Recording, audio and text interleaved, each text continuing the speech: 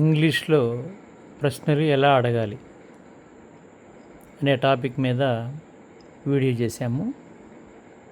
విద్యార్థులు ఈ విషయాన్ని గమనించాలి. ఇంగ్లీష్లో ప్రశ్నలు రెండు విధాలుగా అడగచ్చు. ఒకటి క్వశ్చన్ వర్డ్స్, అంటే how, why, what, which, whose, where అనే క్వశ్చన్ వర్డ్స్ని వాక్యానికి మొదటగా రాసి వాటి తరువాత ప్రజెంట్ టెన్స్లో డూని, పాస్ట్ టెన్స్లో డిడ్ని ఉపయోగించి తర్వాత సబ్జెక్ట్ యు, హీ, షీ అని సబ్జెక్ట్ రాసి ఆ తర్వాత V1 గో, కమ్, టేక్ ఇలాగా V1 రాసి స్ట్రక్చర్ని తయారు చేసుకోవచ్చు.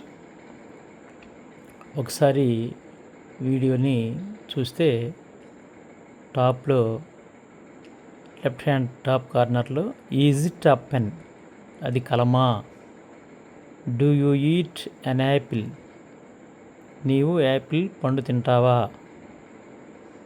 నెక్స్ట్ క్వశ్చన్ వర్డ్స్ చూడండి.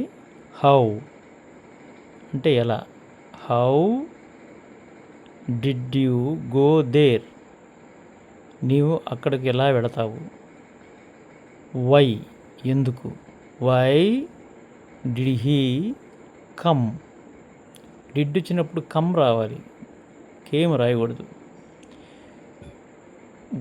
వై డిడ్ హీ కమ్, అతను ఎందుకు వచ్చాడు. వాట్ డిడ్ షీ టేక్, ఆమె ఏమి తీసుకున్నది. విచ్ థింగ్, ఒక వస్తువుని చెప్పాలి. విచ్ అంటే సెలెక్టివ్ అన్నమాట. ఇది విచ్ బుక్ డిడ్ యూ,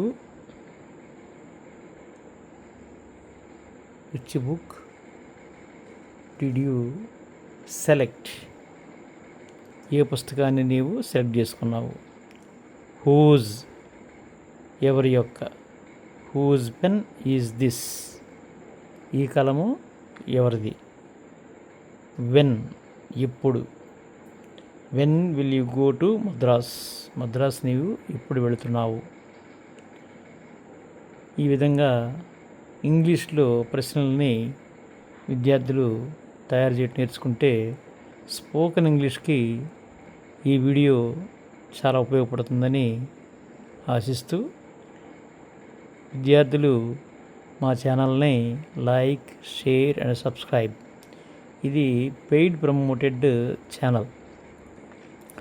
మీరు పర్ హెడ్ ఒక మంత్లీ ఒక 200 రూపీస్ మీరు కనుక సబ్స్క్రైబ్ చేసుకోగలిగితే daily spoken English, synonyms, antonyms, especially English మీద మేము వీడియోలు అందిస్తూ ఉంటాము.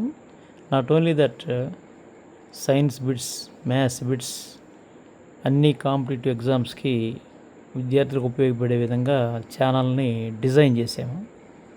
So use this channel for the improvement of English as well as for the success of competitive exams. Thank you.